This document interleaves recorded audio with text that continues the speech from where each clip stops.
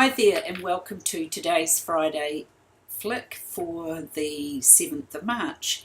Today I'm going to ask a question put by Laurel McClay from laurelmclay.com. Laurel asked me about her spending on personal development and training for she herself and her business. One of the things she said was that she'd spent thousands over the years, but that was also the reason why her business had grown. But she was aware that some of the spending may have been a bit rash. I have 2 points to make about this, and please don't turn off because you think, oh, I don't have a business. This is equally applicable to personal spending, and I will make the connection for you. Firstly, the first question you have to ask yourself when you're going to be, if you're trying to decide whether or not you're going to be able to buy something, first thing I would get you to do is to look in your spending plan or your budget. Is there enough money allocated into that category?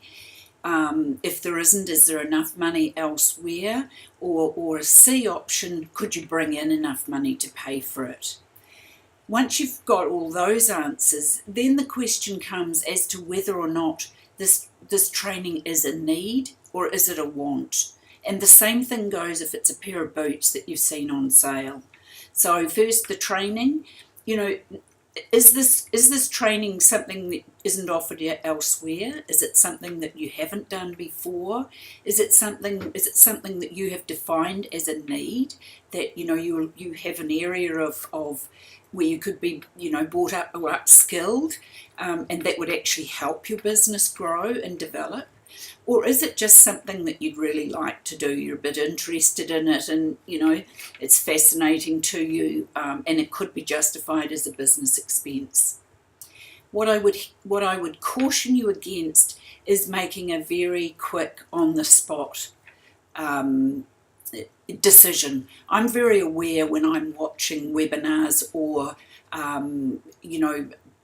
listening to people talk about various things, when they start to talk about the course they're offering, which often comes at the end of their free presentation, almost always I think, oh, I'd love to do that.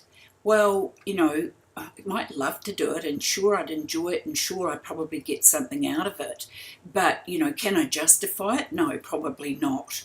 We can't have all of them. So that's the first question I think you have to answer. Well, the second one you have to answer. Once you've decided that there is money available, the second one, is this a need, or would I just like to do it?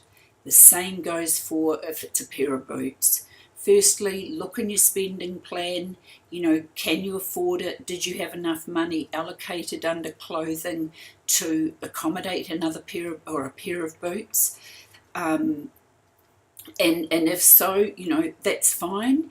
If you didn't, can you earn more money to pay for them? Can you bring it in safely from another part of the spending plan without, depriving anyone of anything that they really do need?